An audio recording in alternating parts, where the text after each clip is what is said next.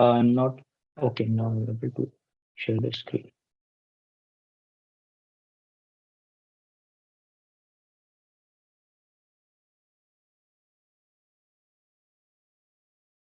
Uh, is my screen visible? Yes, it's fine. Okay. Good evening, everyone. We are delighted to have our panelists and our attendees on board, and we look forward to have a fruitful discussion on the topic of understanding global hydrogen strategies. In the first part of our webinar on understanding hydrogen strategies globally, we had representations from India, Australia, EU, Norway, and Japan, where they have shared their views on budding hydrogen ecosystem and the need for focus on the key areas including R&D, global harmonization, carbon intensity of hydrogen production, and sectoral application of low carbon hydrogen. Given the global acknowledgement of hydrogen's decarbonization potential, several countries have announced their national hydrogen strategies.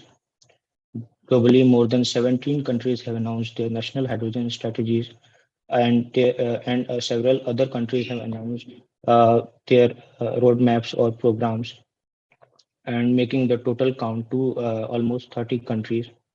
The precedence for the announcement was set by Japan back in 2017, and after that, several other countries have announced their national hydrogen strategies. As of 2022, China, USA, Uruguay, and more recently Belgium have announced their national hydrogen strategies, and with India expected to launch its strategy soon. Some of the key highlights from the strategy or roadmap announced globally can be seen in the figure.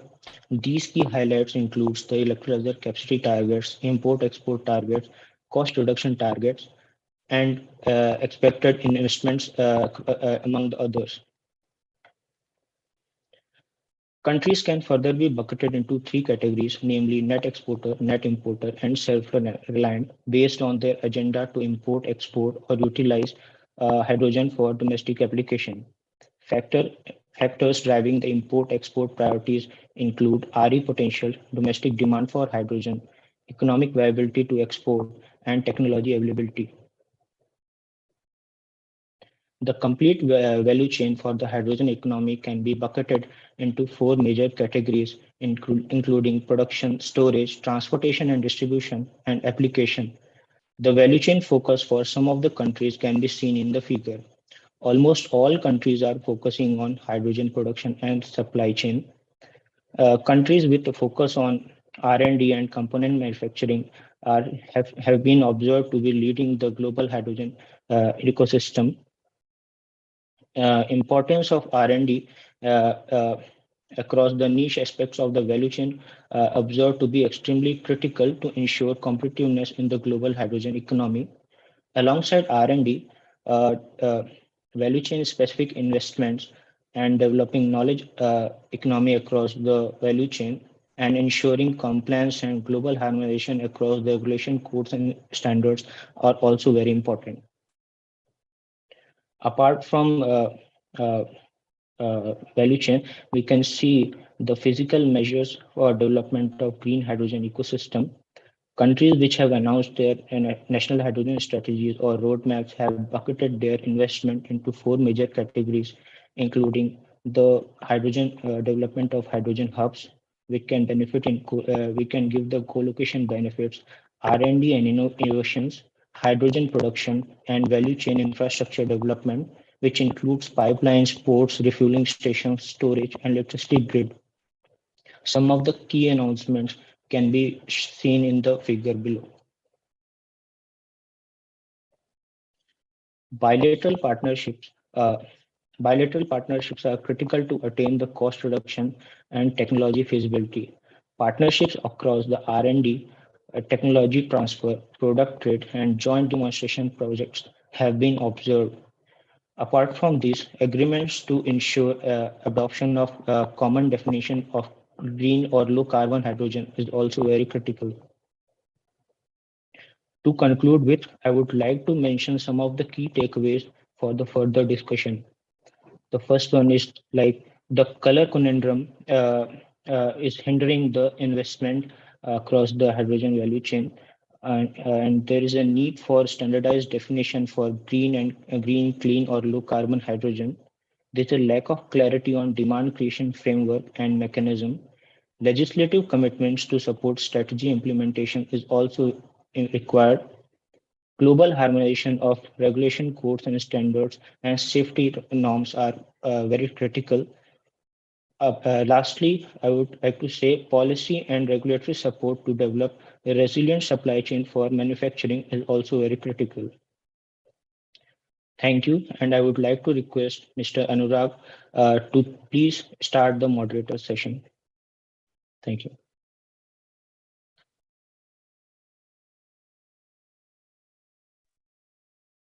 I will just introduce our panelists for today's session. Just as a note, our keynote speaker, Dr. Vandana Kumar, is held up and she would be joining us a little late. She will, once she joins, we will include her in the panel. Today's panel of experts from USA, we have Mr. Anurag Mishra, Senior Clean Energy Specialist and Energy Team Leader, Clean Energy and Environment Office, USAID.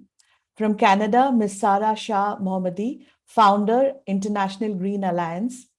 From South Africa, Dr. Nicholas Musioka, Research Group Leader, CSIR, Hydrogen, South Africa and Carbon Capture and Utilization.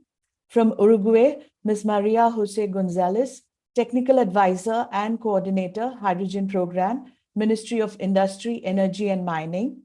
From UK, Ms. Lara Hirschhausen, Head of International Hydrogen Strategy and Engagement, Department of Business, Energy and Industrial Strategy. And from India, we have Dr. Parminder Jeet Kaur, Senior Policy Fellow at Center of Policy Research, Department of Science and Technology, IISc Bangalore.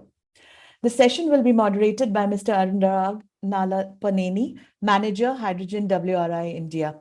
Over to you, Anurag, and we hope we'll have a great session today. Thank you. Thank you, Anandita, and welcome everyone. Good evening, good afternoon, good morning, based on which time zone you're located. Really glad to have all of you here and really looking forward to the discussion today. Taking off from our first webinar series, which was mostly countries from the east of GMT. Today we have a lot of countries west of GMT. But given the conversation today around hydrogen being a cross-sectoral decarbonization vector, a lot of countries have put out national hydrogen strategies and put forward their priorities based on their geographic and their resource advantages that they have. With that, I'd like to start off with a few basic questions around the hydrogen strategies that each of the esteemed panelists based on the countries that each of the esteemed panelists are representing. The format for the discussion is going to be free-flowing. I would request any of the panelists to step in at any point which they feel they would like to put forward their opinion. Towards the end, it will be a 60-minute moderated discussion. Towards the end, we will possibly take a couple of questions which Anandita will put forward to us. So I would request the audience members as well to participate and put their questions into the chat box. So I will start off with something really basic, and I'll put it out on the floor for anybody to take. If there are no volunteers, maybe then I might start pointing fingers. But what were the key drivers, or what are the key drivers or factors that are leading to the formulation of a national policy or a national hydrogen roadmap that we are witnessing across more than 30 countries, like my colleague Shubham had pointed out?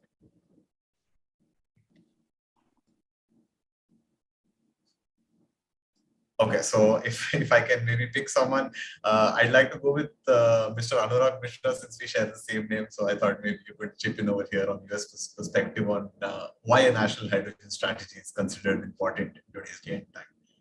Sure. Thank you, Anurag, and thanks, WRI, for inviting me. So I think from the US perspective, first of all, ramping up the production of hydrogen fuel is a high priority for the current administration to address climate change. So I think the first message clearly, this is something which we see as a critical technology or vector for addressing climate change. As you have seen, the recent announcement, US is looking at producing 10 million metric tons of clean hydrogen by 2030.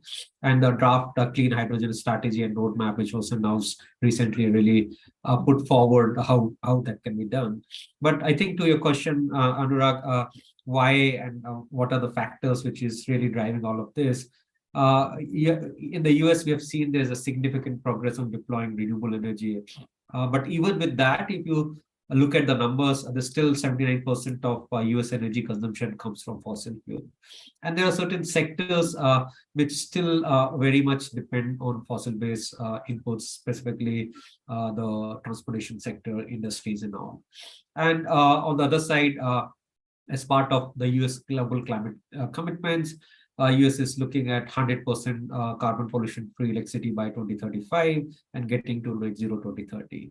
So I think in terms of the driving force, definitely hydrogen play a very important role in decarbonization of transportation. Industrial sectors contribute significantly to the overall emissions. And on the other side, it also offers a great potential for enabling energy storage, for expanding the use of renewables to produce green hydrogen, but then also make sure that we are able to serve the energy needs in the country by providing a resource which can be used when we need it. I'd also like to mention US already has kind of a good set of hydrogen production, around 10 million metric tons, which already is existing. There's an infrastructure of around 250 kilometers of hydrogen pipelines. And there are other areas where there's been some usage. Look at warehouses where the forklifts are kind of being run on hydrogen and all. The challenge with the current hydrogen production is it's being produced using natural gas, which is like the gray hydrogen. And I think the whole effort is now moving this production to make sure that we make this gray hydrogen clean, but then also create opportunities for creating direct clean hydrogen. So in some looking at the global commitments of climate change, looking at the current status of technologies, specifically for the sectors which are hard to decarbonize, hydrogen is going to be an important technology, and that's the reason there's so much focus on that. So stop there. Thank you. Thank you, Anurag, for that response. I see Ms. Laura had her hand up. Would you like to chip in, Ms. Laura? Thank you. Yeah, I mean, I think I'd put my hand up in case it's interesting for me to give a quick summary of the UK perspective. And I think, so from our perspective, really, there were three drivers. So the first one is net zero. I mean, we have a 2050 net zero target, and hydrogen will be critical for us to achieve that. The second one is energy security. Obviously, particularly in the current context, this is enhanced to kind of make the UK more independent. And I think the last one is really also economic opportunity. So with regards to obviously kind of creating the hydrogen value chains, green job creation, which again is really important for net zero and the transition that we are on. And we've launched our first ever hydrogen strategy last year. Our target at that time was 5 gigawatts by 2030. We've now doubled that with the energy security strategy that was launched earlier this year, and we expect half of this to come from electrolytic hydrogen. So we are taking a multi-production approach, but obviously having recently also launched a standard for low carbon hydrogen. The idea is obviously that this is sort of compatible with our net zero targets. Thank you. Thank you for that, Ms. Sarah. If I can ask Ms. Sarah now about how Canada's national hydrogen strategy sets into the whole, fits into the whole energy transition that a lot of countries are now focusing on. I think I would say, as you know, Canada released the hydrogen strategy in late 2020, and according to this strategy, hydrogen will account for 30% of Canada's energy mix by 2050. I think the main driver for Canada and global hydrogen economy is climate change. But for Canada, also the main focus is net zero by 2050, as well as decarbonization for industry and transportation. So the strategy in Canada contemplates a variety of end users that exist and grouping in three categories. First, fuel for transportation and power production, heat for industrial sector and buildings, and feedstock for industrial sectors, including even oil and gas industries and chemical production. So that's for Canada. Okay. Thank you, Ms. Sarah, for that response. I'd now like to pose the same question to Ms. Maria from Uruguay. As we understand, Uruguay's energy sector is already quite clean. You have a very high share of renewables within your electricity network. So how does hydrogen as a decarbonization vector fit into Uruguay's strategy? Okay, perfect. Yes, Uruguay today, the electric matrix is over 90%, 94% renewable already, with wind, solar, hydro, and also biomass as renewable source. But of course, our big challenge is transport and energy in the industry sector. So if we see all the energy matrix, we have yet 34, 36% depending on fossil fuels. So the first strategy is the use in transport of electric vehicles. That's the battery electric vehicles as normal. But we have also the long distance and the heavy duty transport that the hydrogen, the green hydrogen have really a good potentiality. But what is more interesting for us, and when we discover in the launching the roadmap, that Uruguay have enough renewables resource. I think India, Canada, and other countries have the same situation as we have. And we have space to install more capacity, much more than we consume. So we can be also exporter as hydrogen, and for us, maybe think in derivatives from hydrogen. So that's why we start thinking in domestic market for heavy duty, long distance transport, because well, we already done, we have the resource, but we understand the main driver will be also be exporter, because our market is very small.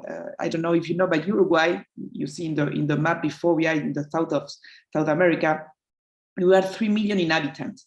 So our domestic market is really small, but we know the global market is really more attractive and interesting. And if we develop also the export market, that will pull the domestic market, because we are going to have the scales we need, because we, as you know, maybe, I don't know if everybody knows, but the best numbers for hydrogen have really much to do with the size of the projects.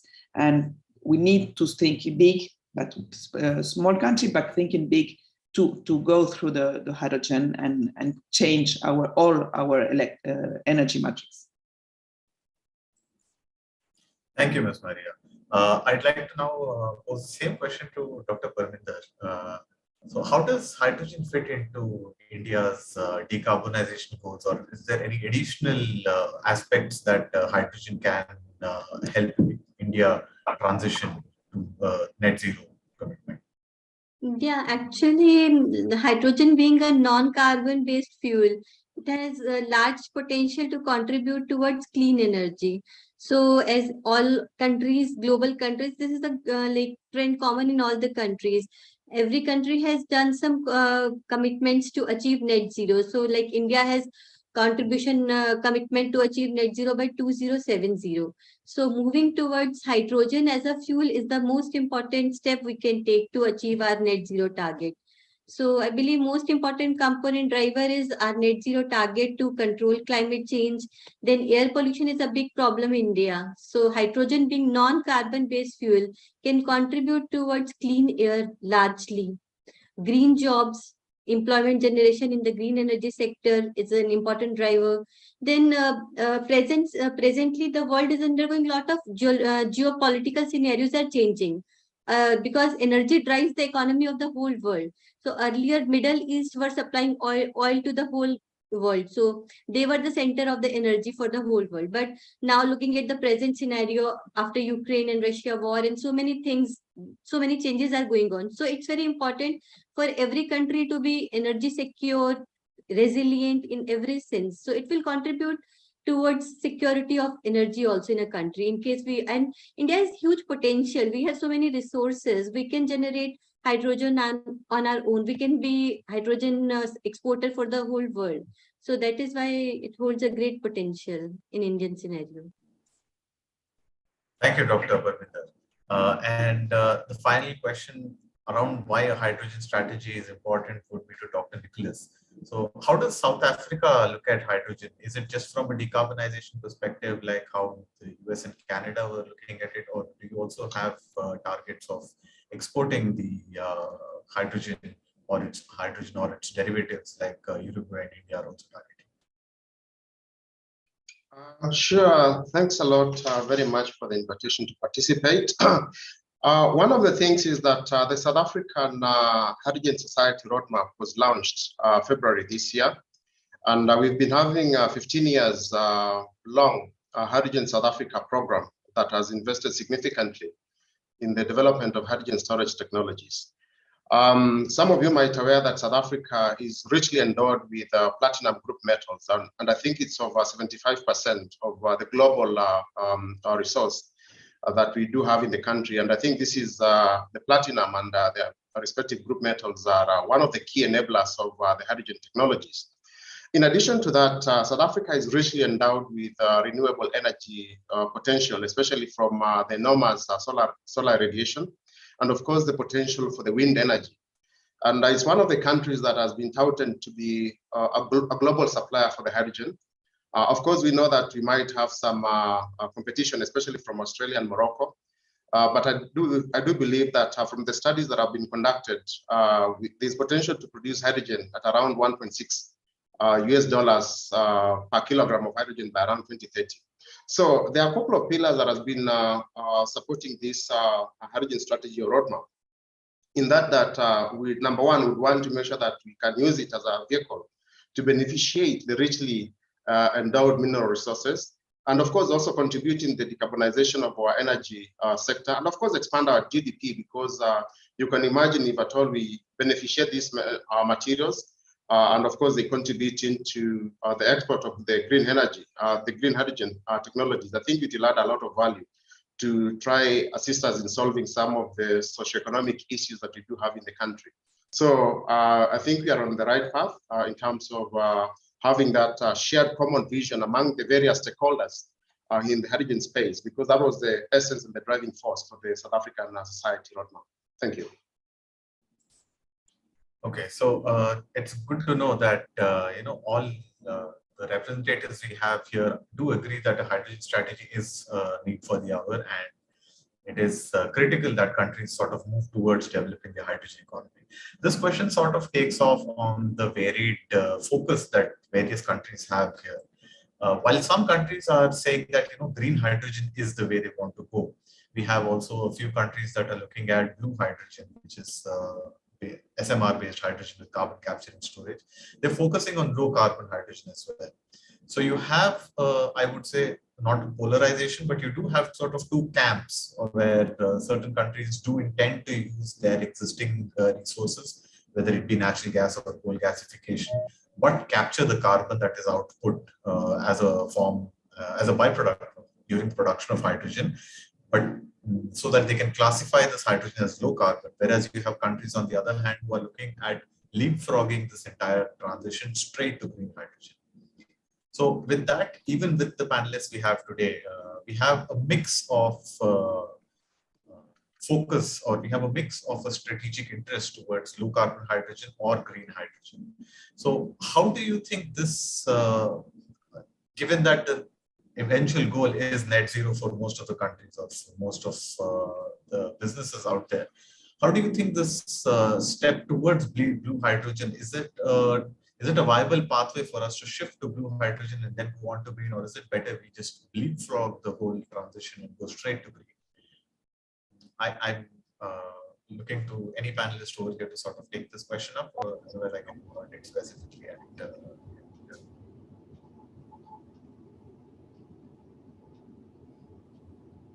I can kickstart. I know it's a difficult question, but I think there are a couple of things which we can consider here. One is where do we all, what is the starting point for all the countries and where do we stand? So from the US perspective, you can look at this already an ecosystem for hydrogen in the country. So you're already producing this, already consumption, already transportation. So instead of kind of completely disregarding all of that, look at opportunities to really convert that gray into blue hydrogen. I think that's one way to look at it. Second is, as you mentioned, that countries are also looking at the climate change commitments. But in addition to that, they're also looking at the energy security aspects, where they are looking at maximizing the resources available in the country. So if the countries have high resources like nuclear or natural gas or clean, I think they will be looking at all the ways to use these resources to turn that into hydrogen, knowing that this is an important vector for all of us, and certain sectors would definitely need this. And that's where you see that national hydrogen strategy and the roadmap for the US, when we talk about the green hydrogen or the hydrogen hubs, it really says that, okay, out of 10, there will be 4 which will just focus on renewables and nuclear as like completely green. And then there are other one which depends on the different geographies and the resources available in those locations to look at other options of blue or low carbon hydrogen. Yeah, I think that's a very interesting point that you raised there, Mr. Anurag. How the strategies or how these various strategies are approaching the transition to low carbon or clean hydrogen. So how do you think a strategy is going to play a role while you do have a focus on blue and green as well? Would it be a phased manner like how you were mentioning, or do you think there will only be focus or incentives towards green while blue still stays in the focus? Yeah, I see quite a few hands up from the panelists. Ms. Lara, if you can go first, please.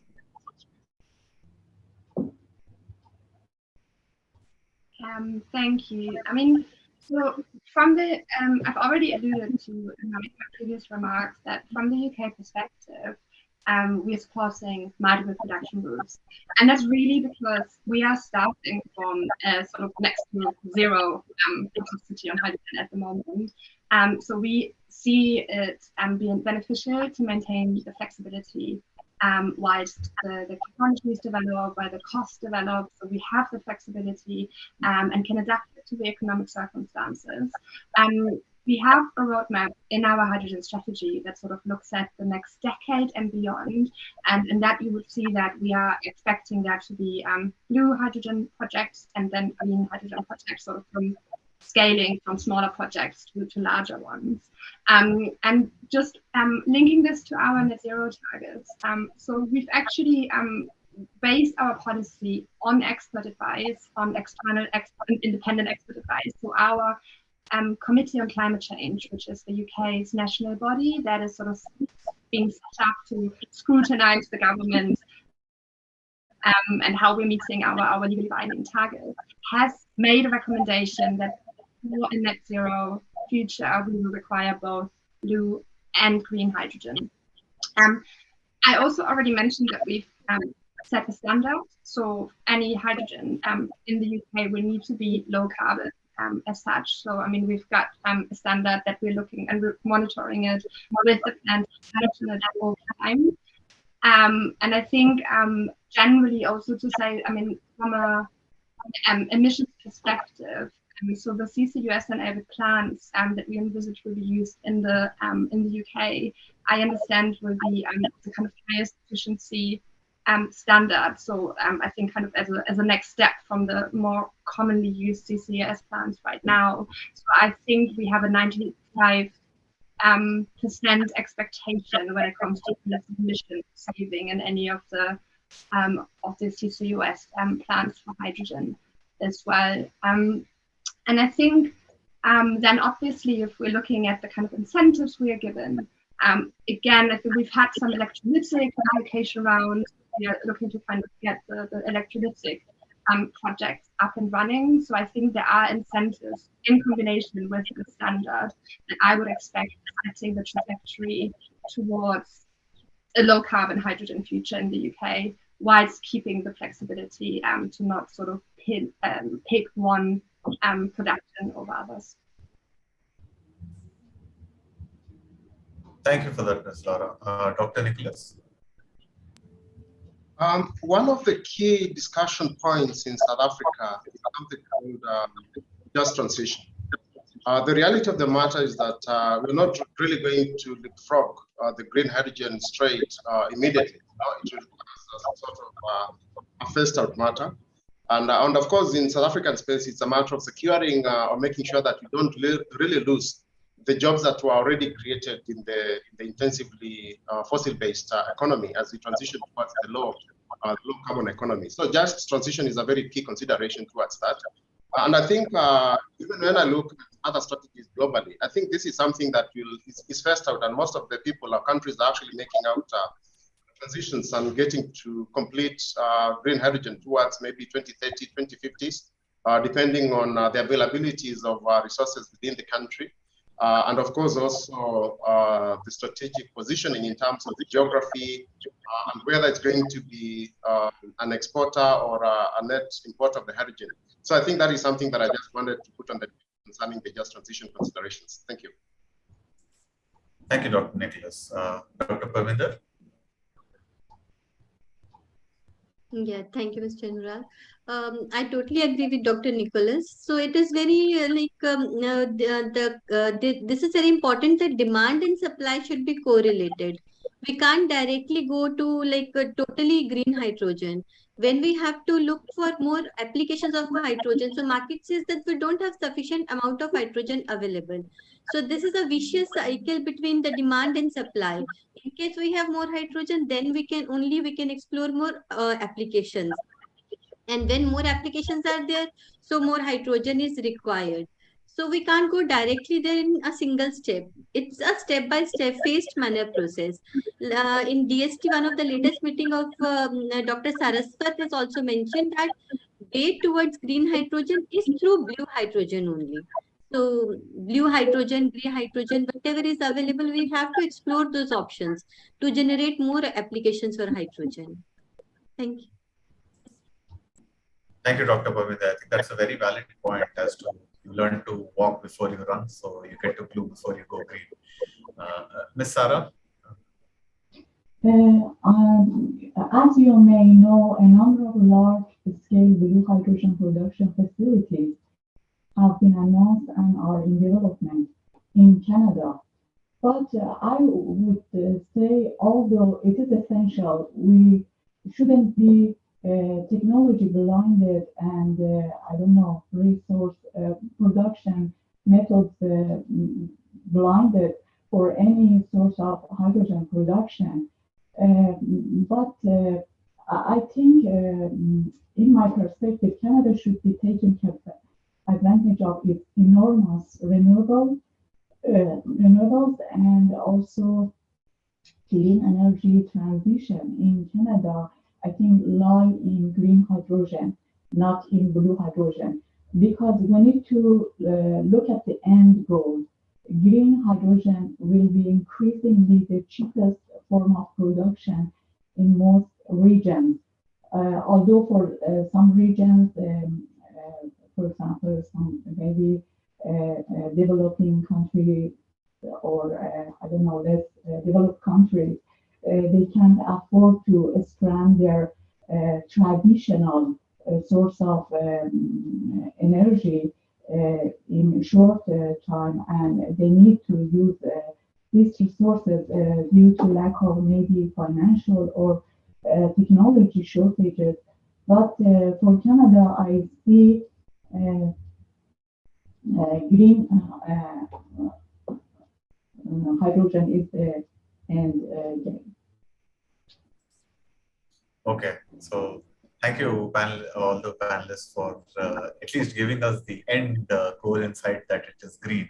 But also take note from Dr. Parminder's comment on how, for new applications of hydrogen to crop up, we need to have all the hydrogen that we can. So going off of that, currently most of hydrogen's consumption is as a feedstock, whether it's an input for fertilizer production, bulk chemicals, or refining. It's primarily used as a feedstock. As an energy source, we have still yet to sort of move, I would say we've still yet to gain a lot of ground for hydrogen as an energy source.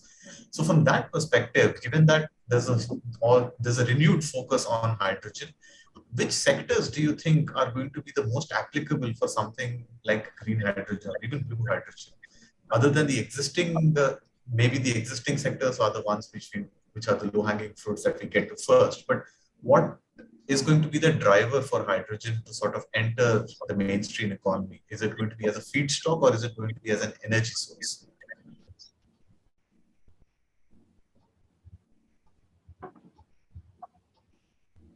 Dr. Parminder, I see your hand up, or is it still from the last time? So, Anurag, I believe that in sector of innovation, we say that it is always easier to do process innovation than product innovation. So, because hydrogen, whatever sector it is already applicable, like fertilizers, refineries, where it is already being used. So that is why it's easier to apply hydrogen into those sectors. But as an energy, when you want to apply hydrogen for energy sector, lots of research is required, because this is a new field where hydrogen has not already been used. So because those sectors where it's already applied, those are easier to deploy. So that is why we say that refineries and these fertilizers, they are easier as compared to new applications. Thank you. Ms. Maria? Yes, thank you. I think the first use in the market, the global market for hydrogen derivatives, it's much maybe first for the e-fuels, jet fuel, methanol, and ammonia, because it's hard to abate sector. They need to change part of their energy consumption, and they have already some goals, some really ambitious goal to decarbonize part of their consumption. And there you cannot use the energy directly, so you need a change.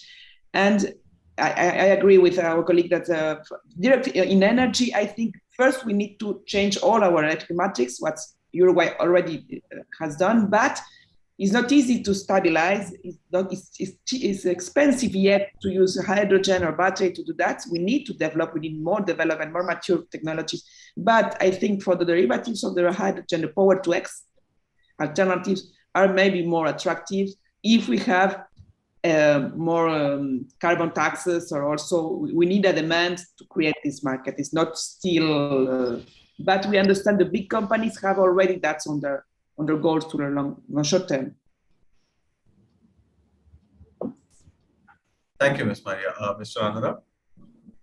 So I think the newer applications obviously will be driven by 2-3 factors. One, the sectors which are already going through the transition, they're looking for technological solutions, steel industry and other such hard to abate sectors, wherein there is a global push for those solutions to be more cleaner. So you look at green steel or other kind of solutions required.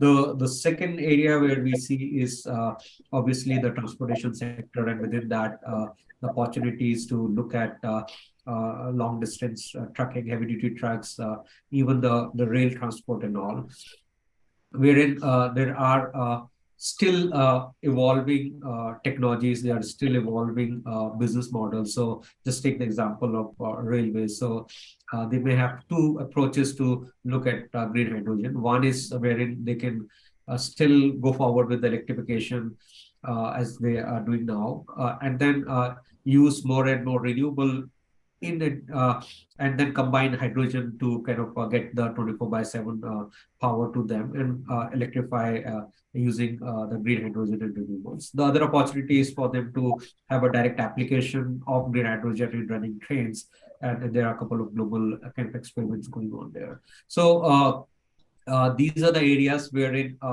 where we don't have the good business models or understanding of how this will operate, and even the infrastructure to kind of run that. And that those are the areas where I see the potential, and efforts happening globally to really see at what stage they are able to be more commercially viable, and then quickly move and start integrating the usage of that. And just stop there. Thank you, Mr. Anurag. Ms. Sara? I would say this is not just about choosing the type of green, or it's not very voluntarily for each country choosing the type of green or blue hydrogen. It also involves considering energy efficiencies and losses, economics in terms of cost for production, and greenhouse gas emissions, and geography in terms of location for transport, and resources such as natural gas and renewable energy for production. So it depends on many factors. Each country starts with what kind of hydrogen in terms of color. Thank you, Ms. Sara. Ms. Laura, you had your hand up. Thank you. So I think from the UK perspective, we are envisaging the use to be, I think, industrial, sort of hard to abate, hard to electrify industrial sectors is really kind of the, I think, big part that we're looking at the moment. And then so we've got some funding and programs for fuel switching in industry, for instance. Then it's not my lead because my department is not working that much on transport, but I know that our Ministry for Transport is also looking at HGVs. So I mean, not looking at sort of long haul road transport. I understand there is some R&I with regards to aviation and shipping as well. And I think then from a kind of power and heat perspective, so this is something that we are analyzing right now, and we'll be having a decision on heat specifically in the mid-2020s to see if that is if the evidence suggests that this is something worth pursuing. But the main focus for now is really on the industrial part of our economy. Thank you, Ms. Lara. So like I understand, a lot of you have said that it's going to be primarily the existing use cases for hydrogen, which will be targeted at decarbonization first, then possibly looking at further new applications. My next set of questions are slightly back on the back foot, trying to understand. I see we have Dr. Vandana Kumar here with us. Good evening, ma'am, and so glad you could join us. If you can just maybe give us a brief address on why do you think a national hydrogen strategy is important, and since we have representatives from so many countries here, we'd like to hear your views as well, and how India is looking at its national hydrogen strategy as well.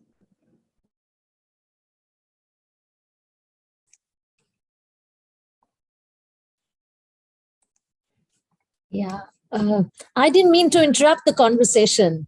My apologies for doing that if I did, but please do continue if you like, and then I can chime in at any time. No, ma'am, please, since you're here and we understand you have a very busy schedule, so please do go ahead. Your remarks. Hi, very warm good evening from India, and whichever part of the world you're in. Namaskar to all of you. Thank you so much, Anurag, for having me today.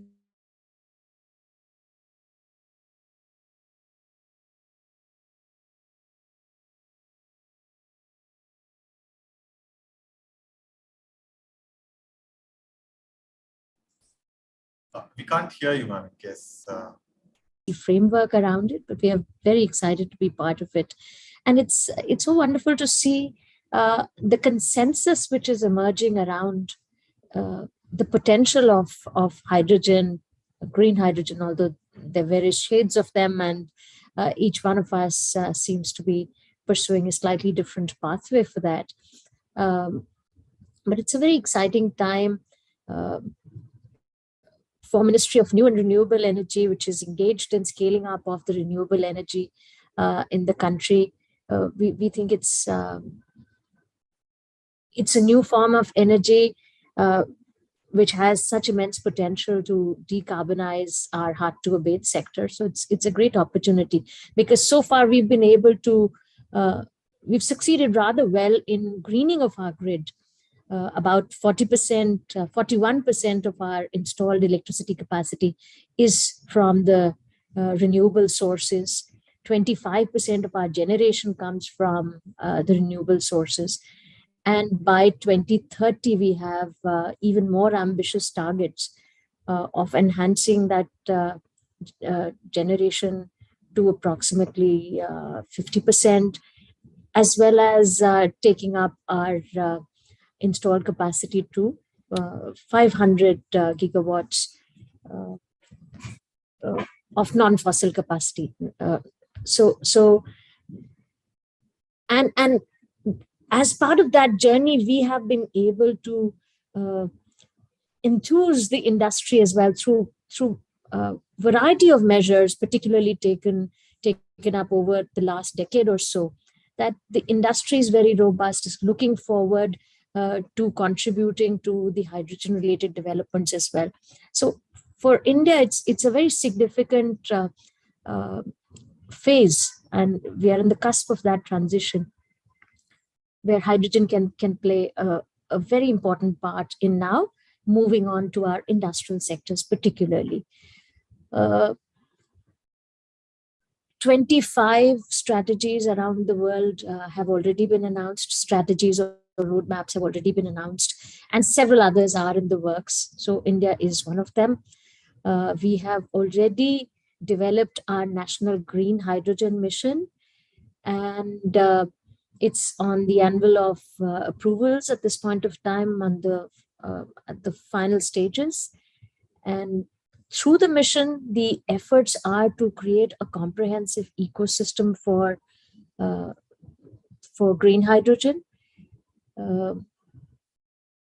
We are cognizant of the fact that demand creation is going to be critical. So there are measures which are being proposed for demand creation. Since supply side is also very nascent, so there are efforts to strengthen the supply side. Electrolyzer capacities are small around the world. India is no different, but at the same time, there is tremendous interest as well. And there are several companies which will have the manufacturing capabilities, plus there are others which are joining hands with several other technologies companies around the world to manufacture electrolyzers and other vital components of this value chain. So there are measures to strengthen the supply side. Regulation is going to be absolute key, and it's such a fascinating time that hydrogen offers opportunities for collaboration of an unprecedented scale. No country perhaps can master the entire value chain. So the intricate value chain that it has. So there are complementary strengths that different countries have, and we can leverage each other's strengths. Some have technology, others are blessed with sunshine and other renewable resources. The skill base is different, infrastructure is different. So if we can come together as the Committee of Nations to fight climate change, this offers a wonderful opportunity. So a harmonized RCS is going to be absolutely imperative to doing that. So this is an opportunity that I think we all need to work on, all of us together. India has already started working on these efforts with several countries as well. Internally, we are doing work, and we have started work with several other countries bilaterally and as part of some multilateral fora as well. Infrastructure is going to be very vital. Safety is again critical to the efforts to scale up the use of green hydrogen. So that's one very significant part of the mission that we've envisaged. There are going to be requirements for storage and transportation and port infrastructure, all of that, those things we hope to build as part of the mission. So we have defined some targets up to 2030, and then we do hope that by then the affordability of green hydrogen would have enhanced manifold from today, and that would allow us to scale at a very significant pace thereafter. So let me stop here for now, and then possibly we can have some more conversation. Thanks. Thank you, ma'am, for those really inspiring words, as well as pointing out the key to developing a global hydrogen economy is collaboration. Taking off of one of the pieces that Dr. Vandana Kumar had mentioned, I'd like to put this question to Dr. Nicholas from South Africa. You were mentioning South Africa does have one of the largest platinum reserves, and looking at how the focus is shifting towards green hydrogen, electrolyzers are going to become a very key integral part of this ecosystem. So how is South Africa positioning itself from a resource perspective, as well as a technology provider or a resource provider to the rest of the world to enable the scale of electrolyzer manufacturing that most of these countries are envisioning? Thanks a lot. That's a very important question, and I'll address it from various perspectives.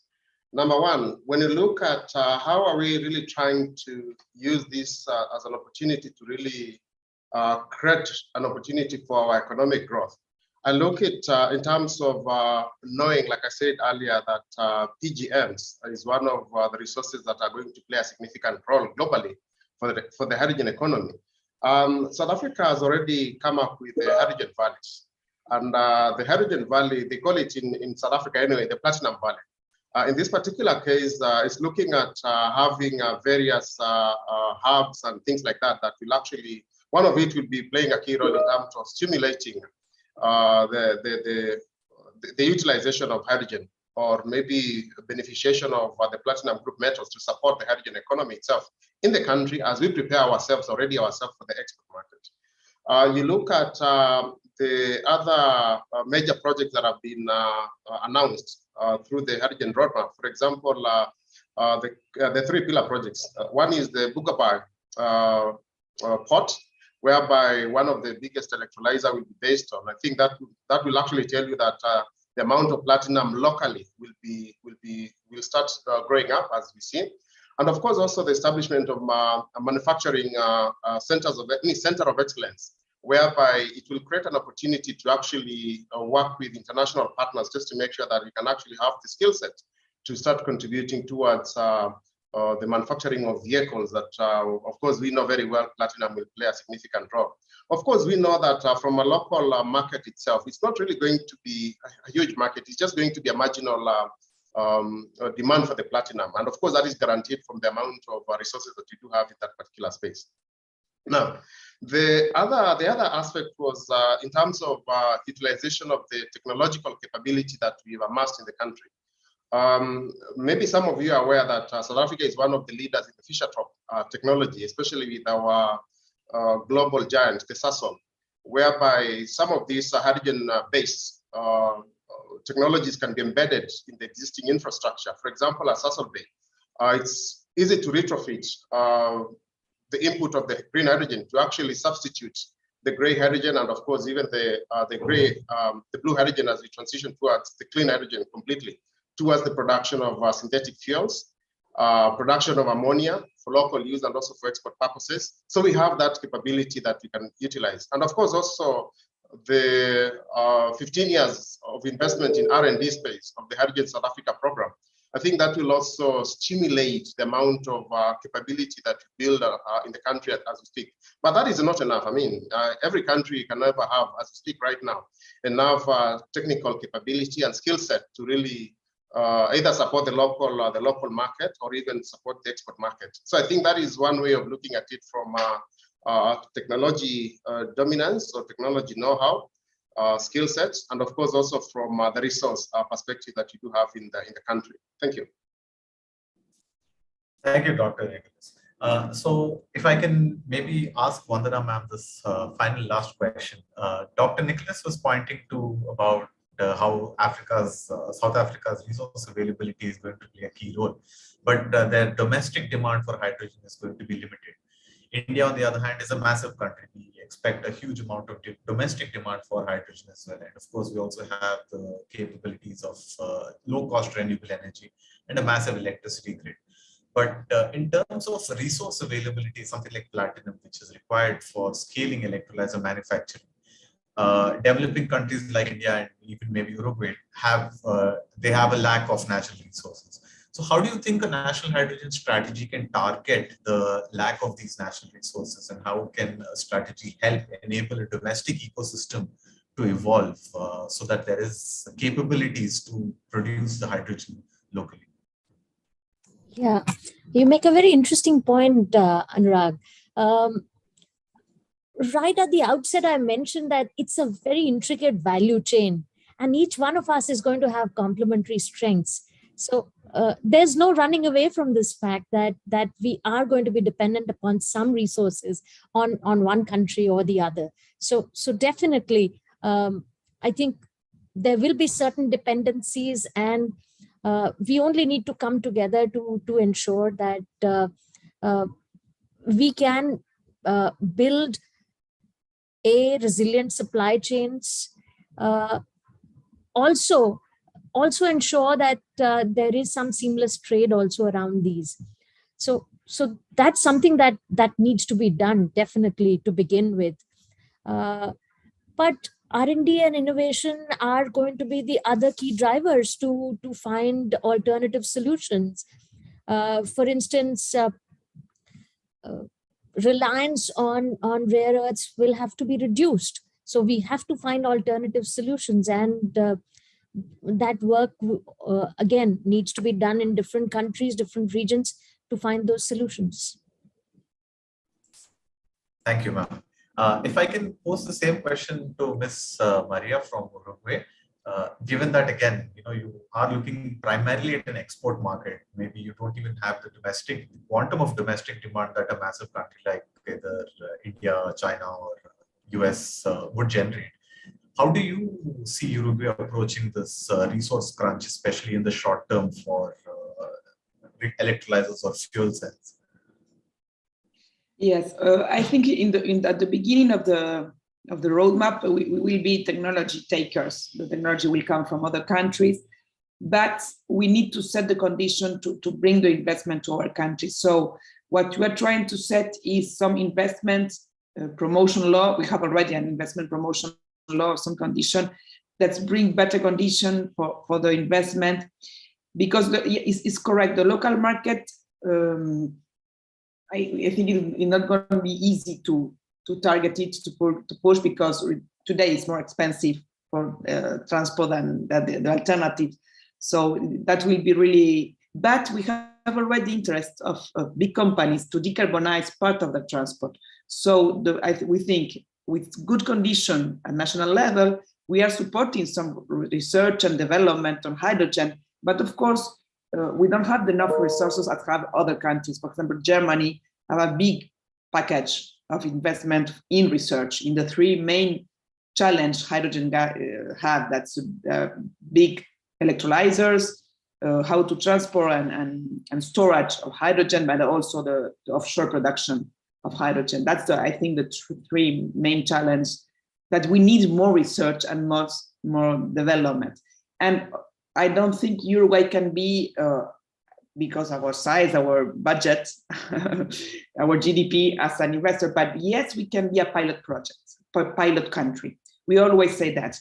we have already changed our electric matrix. We can be also a country where you can taste technology, maybe offshore technology. You can taste it here. You have secure condition. You can. So I think I very agree with Dr. Vandana that I think it's a great opportunity of collaboration between countries. We can do it together. We have good condition. We can be a taste country. There is already a slogan that said "Test Uruguay," because we have already good condition to that. So I think that there is a possibility for Uruguay, the big opportunity. Thank you, Ms. Maria. And now if I can redirect the same question to maybe America, Canada, and UK. You have been technology leaders in this space. US and Canada both have long-standing research programs as well as well-established companies that have been manufacturing electrolyzers and fuel cells. So how will this strength in this technology space play out in the domestic manufacturing? Would you still be looking outwards for establishing a supply chain for manufacturing, or do you think this is something that can be internalized where you can have a domestic production for your electrolyzers or for your fuel cells? I can go with Ms. Sarah first. She's already has her hand up. You're on mute, ma'am.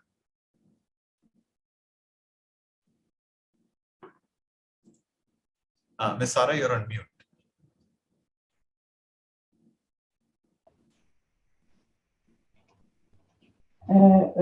As you may know, fuel cell technologies have experienced significant technical progress in their efficiency, durability, reliability, and even cost reduction in Canada. But we think still further maybe cost reductions are needed for this type of technologies to scale up. Although Canada have national and regional programs to support development of these technologies, but I think they are still far from commercialization at the scale. And as you may know, also based on new Canada-Germany Hydrogen Alliance signed in August, government wants to build a plant powered by 3 gigawatts of wind farm near the Western Port, one of the cities in Western Port town of Canada.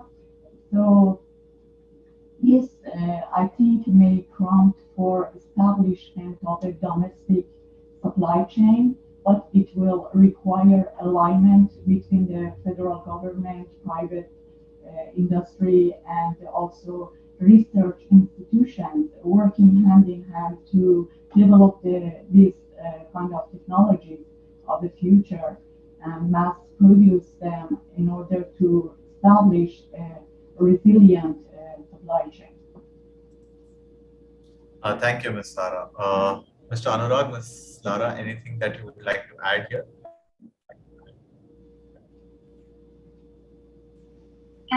Yeah, I mean, thank you. So from the UK perspective, so we definitely recognize the sort of economic opportunity with regards to manufacturing. Our main focus at the moment is really about developing the production capacity in the UK, but we are looking at the manufacturing component as well. So we've recently published a sector development action plan on hydrogen, which is discussing manufacturing as an area that we would need to do some further assessment. And then also in the national hydrogen strategy, we are recognizing what we call the cross-cutting enablers. So that's obviously also looking at kind of, do we have the capabilities, do we have the skills, and that's covering manufacturing in the domestic context as well. But I think generally it's something that we are looking at, but we haven't really gotten anything sort of developed right now. And I think it's really just because it's just really early days for the economy, and the focus is really on the production at the moment.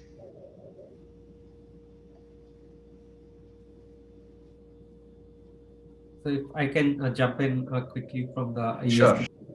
I think when we talk about a clean energy transition or net zero, we see hydrogen is going to be very critical.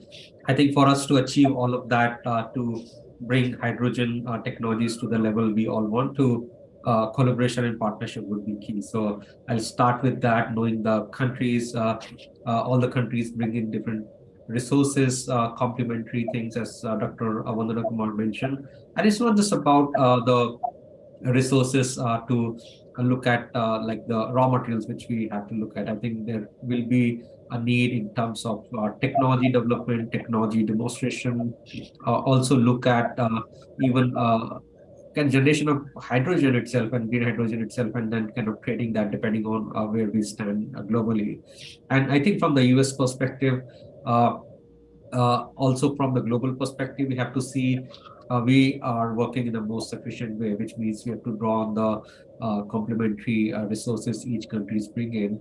And that's where one other initiative which US government is looking at, the Hydrogen Shot Initiative 111, which is to really bring down the cost of green hydrogen to $1 per kg of clean hydrogen in 1 decade. And this is a highly ambitious kind of a target, knowing that we are almost looking at 80% cost reduction. And this is something which cannot be achieved if we are not looking at efficiencies which different countries and other partners can bring in. And I think there's already a great collaboration happening at different levels. US is also part of the Quad group with other partners here, working with India on a number of aspects of a green hydrogen value chain, and continue to look at those efforts. I don't have a lot of visibility in terms of the US domestic kind of work, so I will not be able to pinpoint to very specific examples, but I see a great need for collaboration across the globe. Thank you, Mr. Andhra. So talking about the US's target for $1 per kg of hydrogen within the next decade, my next set of questions would be, and final set, if I may, would be on the cost implications, or how do we actually get to the projected costs of this $1 or $1.5 that Dr. Nicholas was also mentioning. If I can direct this at Dr. Parminder, what do you think will be the drivers for reducing the cost of low carbon hydrogen going forward?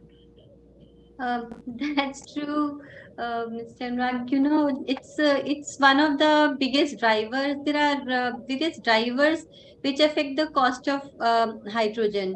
Like the major two factors, the key drivers for hydrogen production are centered around cost of electrolyzer.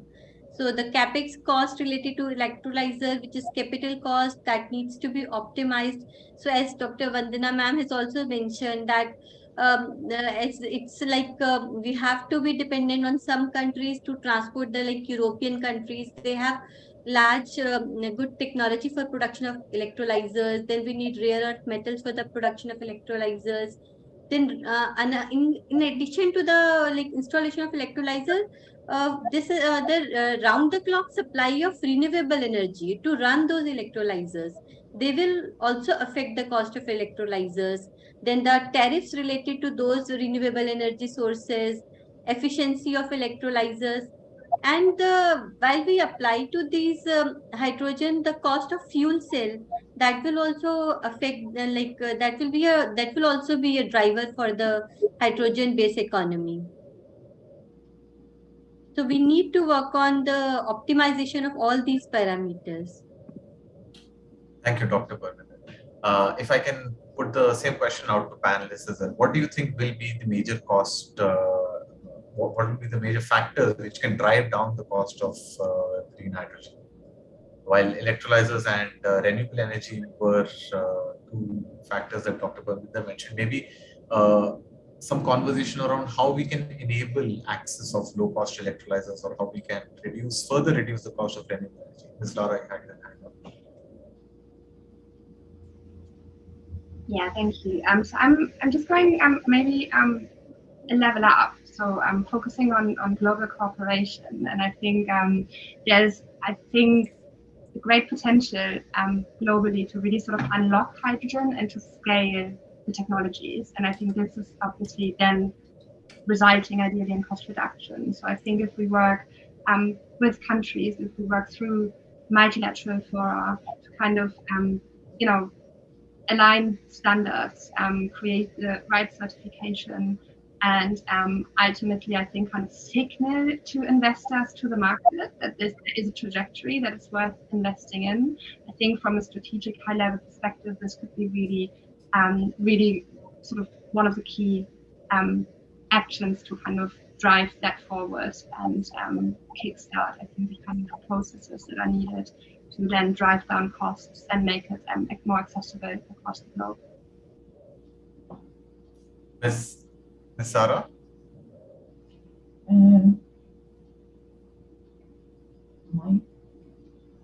Yes, we can hear you. I think policies and regulations are very important and have the most impact on scaling hydrogen technologies. And for example, technology push policies are very needed to advance these technologies and bring the cost down along the entrepreneurial and technology development cycles from R&D and piloting to scaling up. And also maybe demand pull policies are also needed for in new applications to bring this cost down. Maybe government funding for programs also should be available to hydrogen consumers, for example, to cover their capex they require to convert these process technologies and equipment for use in for different hydrogen applications. I think these are some factors, maybe. Yeah. Thank you, Ms. Sarah. Dr. Nicholas?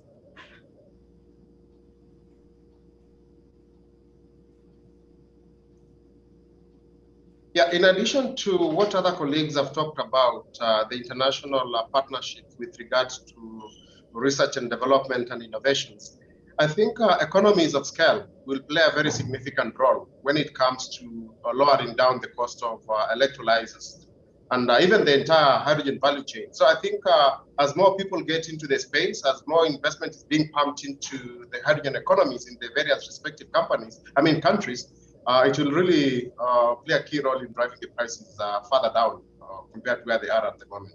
Thank you.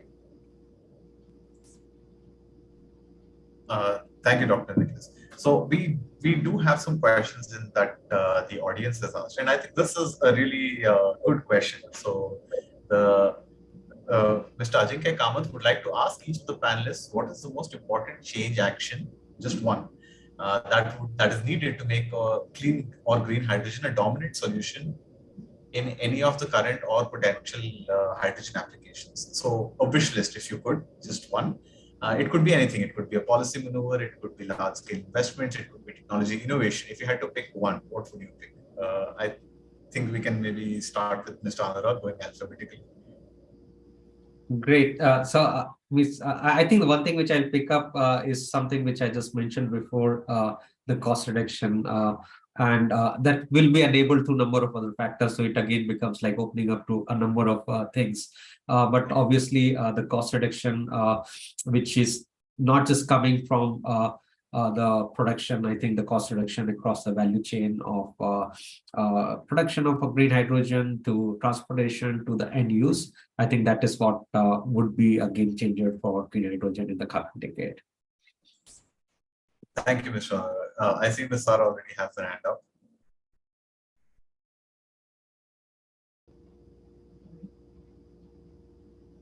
I would pick building successful competitive value chain and flexible value chain is very important to match different type of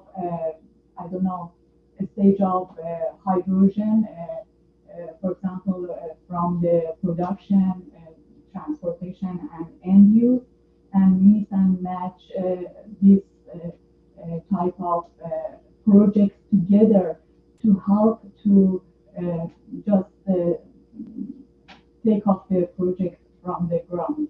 That's very important. Value chain flexibility, I think so. Establishing a value chain. Dr. Parminder? Yeah, actually, this is very interesting question. I believe that national policy and state policy should go hand in hand.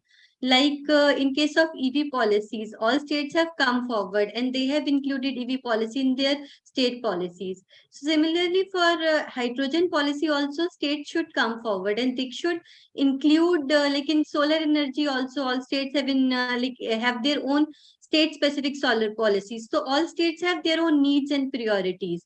So based on their needs of hydrogen production or demand, states should include hydrogen as a part of their state policies.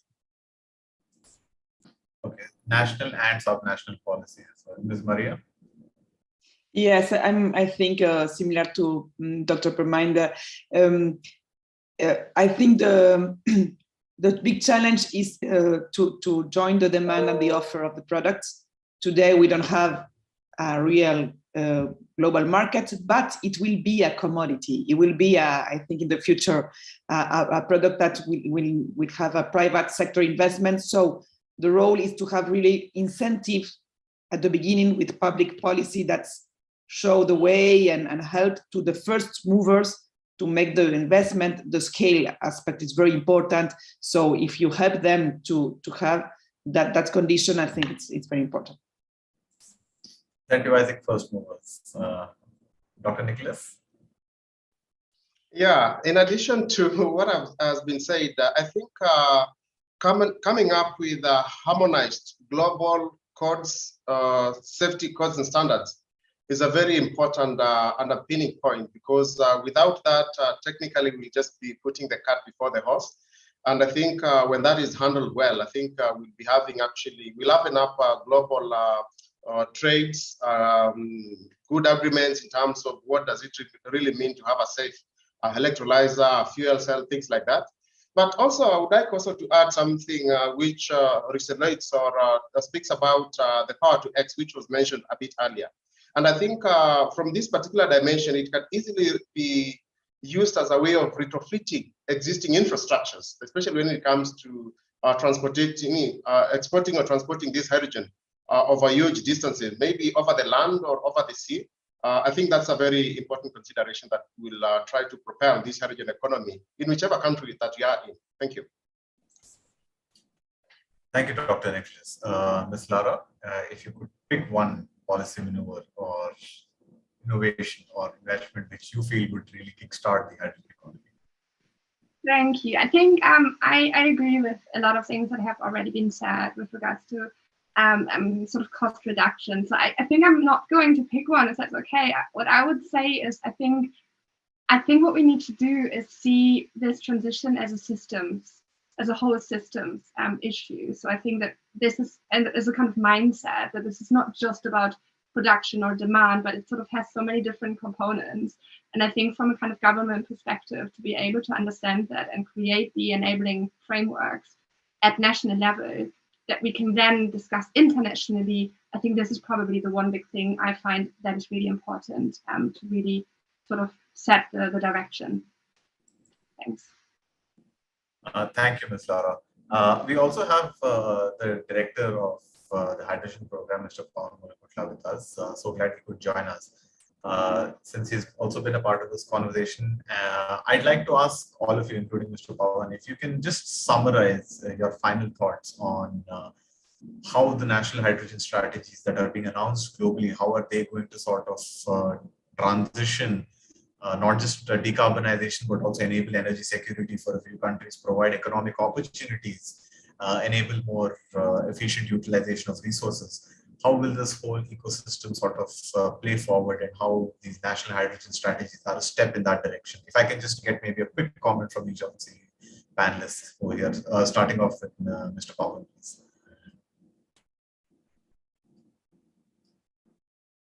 My sincere apologies, I've been unwell.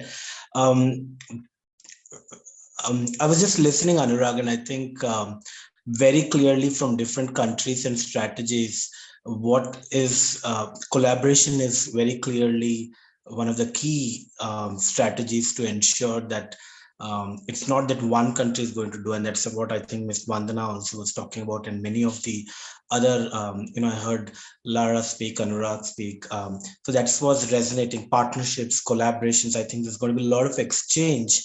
There'll be a lot of learnings that are going to come, and we also need to evolve at the regulations, codes, and standards. Right, the RCS would be also critical on how this market works.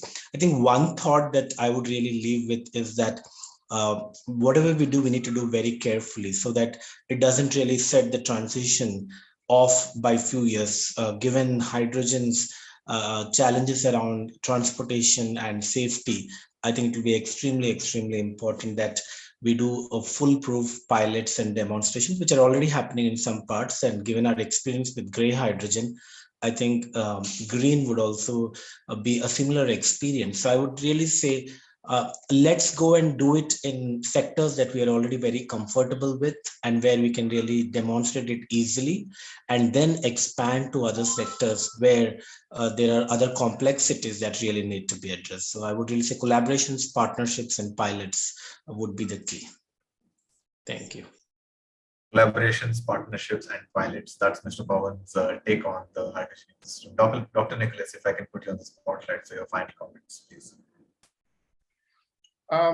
The thoughts from my side is that I think international partnership we can never run away from. And there's been a lot of insistence in terms of we are all good in our own ways, and we can never be good in everything that you do. And the hydrogen value chain itself is quite broad. No single country can ever do everything. Can say that we are a master in hydrogen production, we are a master in hydrogen storage technologies, in hydrogen distribution or hydrogen utilization technologies. I think we just have to come good and identify what is our strategic or niche contribution just to enable this global hydrogen economy such that at least it benefits all. And of course, the aspect of just transition, which is a very key consideration in South Africa, is very important. And perhaps maybe I can take this opportunity to respond to the question that Mr. Pawan asked, or maybe I can respond to it later. No, please, you can give a response. Yes, when you look at the just transition itself, it actually just speaks about people who are already in the current energy systems. And in South Africa case, it's highly dominated by the fossil-based sector, specifically the coal. And if we can actually just jump straight to the green hydrogen space without consideration for the negative effects that can be there, such as job losses, I think it will not really be just energy transition. So in this particular case, hydrogen can play a very important role, simply because if we can actually come up with strategies just to make sure that we empower existing workers in these fossil-based dominated sectors, and of course also opening opportunities for them to get social improvements, especially in those locations that we know sooner or later the coal power stations are going to be shut down. I think that will be something that will be very important. Secondly, it will involve the reskilling of the people, just to make sure that at least they get an opportunity to contribute in bigger space, and it is not just reserved for a few people who have deep pockets or who have the technology might or skills might. And of course also making sure that there's gender inclusivity considerations to that. Now, of course, we know that hydrogen is one of the cleanest energy carrier, and we know that once it is deployed, it will contribute to better health of the people around the areas that were impacted, and of course also the environment, which will be greatly appreciated for all within the country. And of course, reduced carbon emission is also something that is a key interest for everyone in terms of looking at some of the impacts that will be there when it comes to the devastations of the climate change effects and things like that. Yeah, so that is just a little contribution of how I view hydrogen will contribute in making sure that the hydrogen plays a role in the just transition space. Thank you. So identify a niche, enable a just transition. Thank you, Dr. Nicholas. If I can move to Ms. Sarah, please, for her final comments.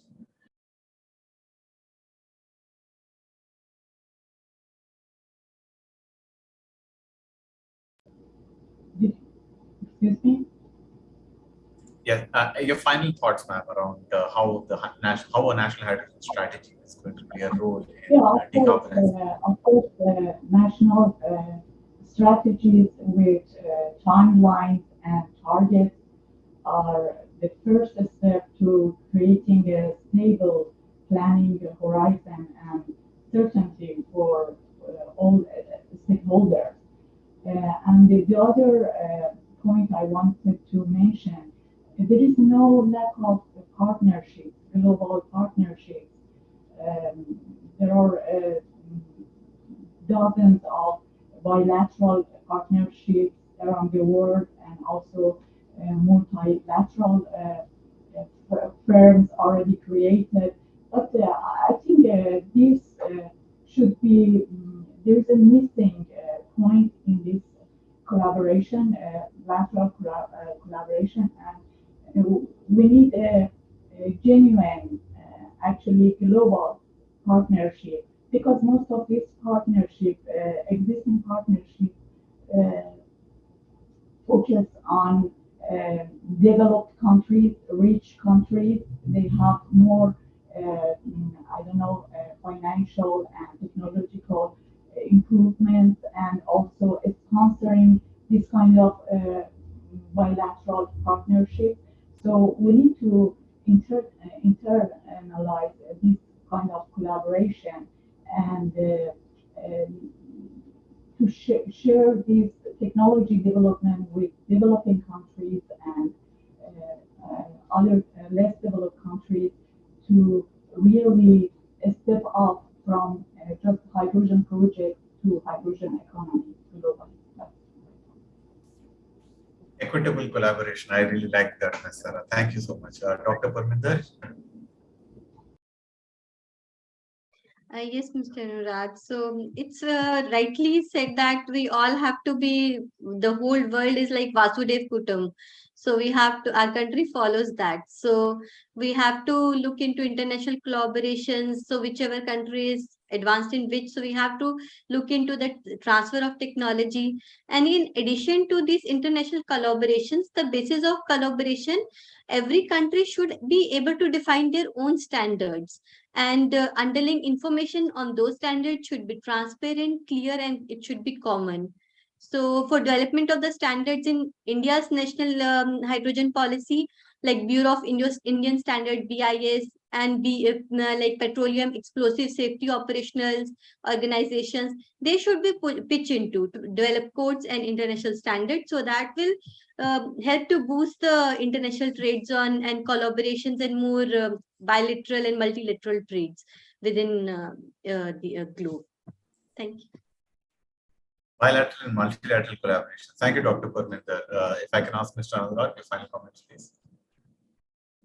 Sure. I think to your question about the national strategies and roadmaps, two things which comes out very clear. I think giving a clear signal to the market actors through these strategies, which provides a kind of a long-term vision, what governments are expecting to achieve, and to a certain scale, really drives a lot of actors together.